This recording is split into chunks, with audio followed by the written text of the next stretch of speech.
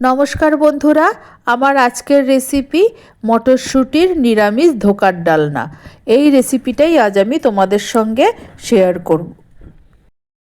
মটরশুঁটির ধোকার ডালনা রান্না করার জন্য আমি 1 বাটি মটরশুঁটি ছাড়িয়ে নিয়েছি, আর এই বাটি দিয়েই মেপে আমি 1 বাটি মটর ডাল আগের দিন রাতে ধুয়ে ভিজিয়ে রেখেছিলাম।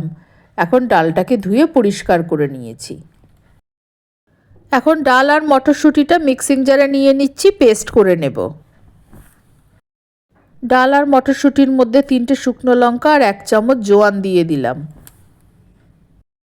আর দিলাম 1 চামচ হিং। সব উপকরণ দিয়ে অল্প দানা দানা আছে এরকমভাবে পেস্ট করে নিয়েছি। কড়াইতে সর্ষের তেল দিয়েছি, তাতে কালো জিরে ফোড়ন দিয়ে দিয়েছি। এবার বেটে রাখা ডাল আর মটরশুঁটিটা দিয়ে দিচ্ছি।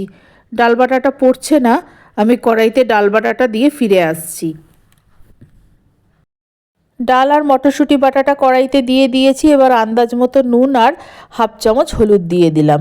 এবার লো টু মিডিয়াম ফ্লেমে অনবরত এই ডাল বাটাটাকে আমি নাড়তে থাকবো, যতক্ষণ না কড়াই থেকে ছেড়ে আসছে আর একটা মন্ড মতো পাকিয়ে যাচ্ছে আর একটা আঠালো ভাবও আসবে, ততক্ষণ আমি নাড়তে থাকবো। এই দেখো বন্ধুরা, এটাকে নাড়তে নাড়তে কীরকম আঠালো হয়ে গেছে আর কড়াই থেকে ছেড়ে আসছে, মানে এটা পুরো হয়ে গেছে। এবার আমি নামিয়ে নেব। কষানো ডাল আর মটরশুঁটি বাটাটা যে থালার মধ্যে ঢেলেছি, সেই থালাটায় আগে ভালো মতো সর্ষের তেল বা ঘি মাখিয়ে নিলেও হবে। এবার আমি হাতটাকে একটু ঠান্ডা জলে ডুবিয়ে ডুবিয়ে গরম অবস্থাতেই আমি একটা শেপ দিয়ে নেব। শেপটা গরম থাকতে থাকতেই দিতে হবে, আর বেশি গরম লাগলে হাতটাকে একটু করে জলে ডুবিয়ে নিতে হবে। শেপ দেওয়া হয়ে গেছে, এবার ঠান্ডা হওয়ার জন্য রেখে দিচ্ছি। ঠান্ডা হয়ে গেলেই জমাট বেঁধে যাবে। ঠান্ডা হয়ে গেছে আর ধোকাটাও খুব ভালো মতো জমে গেছে। এবার আমি একটা ছুরি দিয়ে কেটে নিচ্ছি। তোমরা তোমাদের পছন্দ মতো শেপে কেটে নিও, আমি চৌকো শেপে কাটবো। ছোট ছোট করে চৌকো শেপে আমি কেটে নিচ্ছি।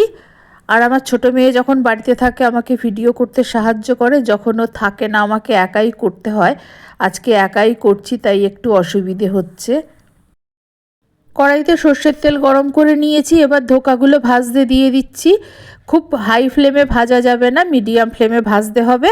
দুদিকই লাল করে ভেজে নেব। এই ধোকাগুলোকে খুন্তি দিয়ে একটু সাইড করে সরিয়ে দিচ্ছি। মাঝখানে আরও কয়েকটা ধোকা আমি দিয়ে দেব।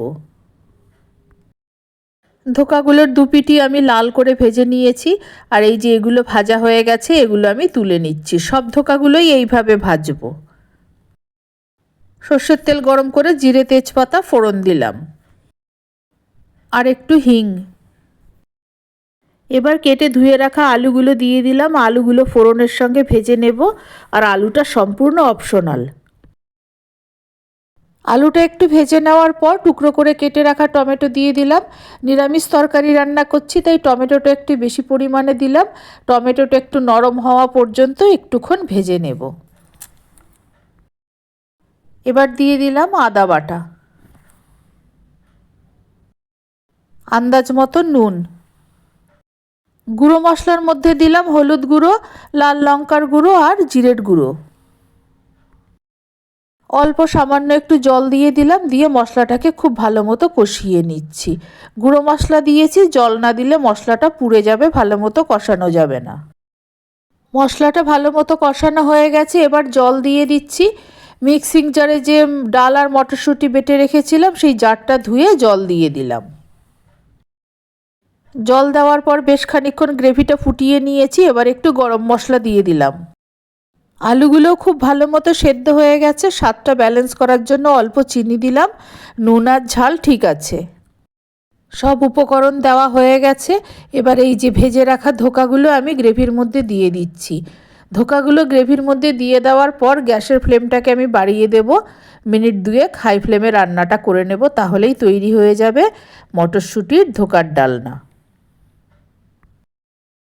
একবার ভালো মতো ধোকাটাকে নেড়ে দিচ্ছি, যাতে প্রত্যেকটা ধোকার মধ্যে মশলার ফ্লেভারটা খুব ভালো মতো আসবে আর টেস্টটাও বাড়বে।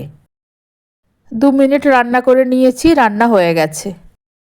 মটরশুঁটির নিরামিষ ধোকার ডালনা, এটা ভাত, রুটি, লুচি, পরোটা সব কিছুর সঙ্গেই খেতে খুব ভালো লাগবে। আমার এই রেসিপি ভালো লাগলে আমার চ্যানেলকে সাবস্ক্রাইব করার, লাইক করার, শেয়ার করার অনুরোধ রইল। আর আমার নতুন পুরনো সকল বন্ধুদের আন্তরিক ধন্যবাদ ও ভালোবাসা জানিয়ে আমি আমার ভিডিও শেষ করছি। সকলকে অনেক অনেক ধন্যবাদ ও ভালোবাসা রইল।